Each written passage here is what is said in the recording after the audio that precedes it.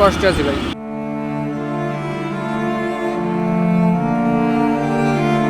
বর্তমান সমাজে মানবিক মূল্যবোধের চরম অবক্ষয় ও অমানবিকতার চিত্র অত্যন্ত উদ্বেগজনক। চরম নিষ্ঠুরতার মতো ঘটনা প্রতিদিনের সাধারণ চিত্রে পরিণত হয়েছে।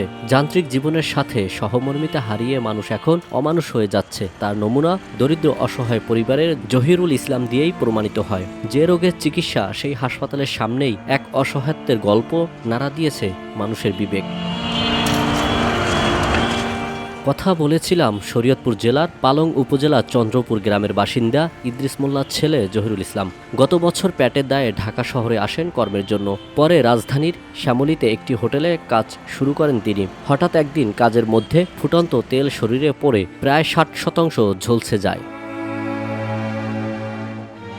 পরিবারের অভাব আর নানা টানাপোড়েনে চিকিৎসাও করাতে পারেনি। বিনামূল্যে অসহায়দের চিকিৎসা সেবা নিশ্চিত করার পাশাপাশি এমন ধরনের দগ্ধ রোগীদের সরকার এই জাতীয় burn and plastic surgery institute স্থাপন করেন। কিন্তু আসলেই কি এখানে দরিদ্র অসহায়দের বিনামূল্যে চিকিৎসা সেবা দেওয়া হয়? এমন প্রশ্ন এখন জনমনে। মানবিক স্বাস্থ্যকেন্দ্র ও মানবিক ডাক্তার সমাজ ও রোগীদের জন্য আশার আলো। ডাক্তার শুধু রোগের চিকিৎসা করেন না, বরং আন্তরিক সহানুভূতি ও ভালোবাসার ছোঁয়ায় রোগীর অর্ধেক অসুখ ভালো করে দেন। এমন প্রতিষ্ঠান ও চিকিৎসক মানুষের আস্থা অর্জনে মানবিক মূল্যবোধ অনুসরণ করে সমাজটাকে আরও সুন্দর করে তোলার কথা থাকলেও রাজধানীর জাতীয় বার্ন অ্যান্ড প্লাস্টিক সার্জারি হাসপাতালে চিত্র ভিন্ন। এই প্রতিষ্ঠানে যে রোগীদের সেবা দেওয়ার কথা, সেই রোগী গত এক সপ্তাহ ধরে প্রতিষ্ঠানটির গেটের সামনেই পড়েছিল। পোড়া শরীরে দুর্গন্ধ আর ক্ষত নিয়ে কাতরাচ্ছিলেন জহিরুল ইসলাম। চোখে যেন অসহায়ত্বের ছাপ। চেহারা দেখে মনে হচ্ছে আপন কেউ নেই। চলার পথে বিষয়টি নজরে আসে ভিওডি বাংলা টিমের। কাছে গিয়ে খোঁজ খবর আর চিকিৎসা নিয়ে কথা হয় এই দরিদ্র পরিবারের ছেলে জহিরুল ইসলামের সঙ্গে। 5-6 দিন হবে। অনেকেই তো আপনাকে দেখছে এইভাবে, না? কেউ বলেনি যে এখানে চিকিৎসা করতে আসেন? না। আপনার দেশের বাড়ি কোন জেলায়? শরীয়তপুর।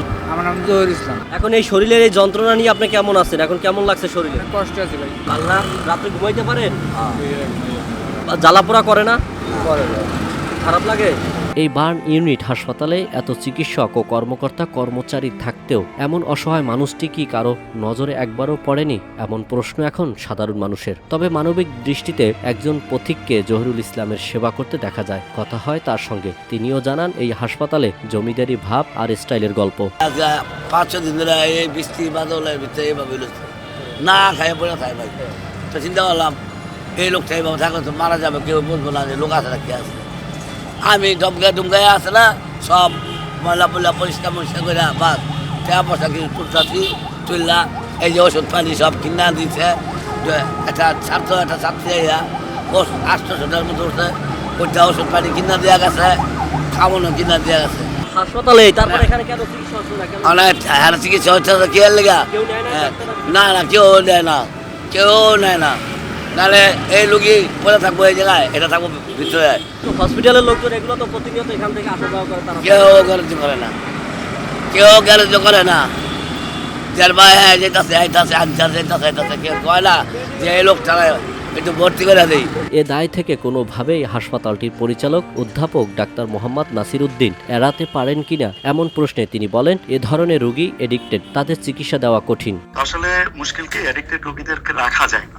জি। হ্যাঁ, তো তারপরে যেহেতু আপনি জানাইছেন, আমি আমার ওই লোক পাঠাচ্ছি ওয়ার্ড বয় দিয়ে, ওরা ড্রেসিং করে একটা ব্যবস্থা করবে। কিন্তু এগুলো তো আমাদের জন্য খুব ডিফিকাল্ট হয়। আর আমাদের তো ধরেন এগুলো মানে যারা আননোন রোগী থাকে, আমাদের কাছে আসলে আমরা প্রাথমিক চিকিৎসা দিয়ে দেওয়ার পরে সমাজ সেবার কাছে ন্যস্ত করি, অনেকে পুলিশের কাছে ন্যস্ত করতে হয়। তো এগুলো চোখে যদি পড়ে তখন আমরা ব্যবস্থা নিই। এডিক্টেড হোক আর যেমনই থাকুক, একজন অসহায় অসুস্থ মানুষকে চিকিৎসা দিয়ে সুস্থ জীবনে ফিরিয়ে দেওয়া চিকিৎসা সেবা কেন্দ্রগুলো যেমন দায়িত্ব, তেমনই কর্তব্য চিকিৎসকদেরও, এমনটাই মনে করেন সাধারণ মানুষ।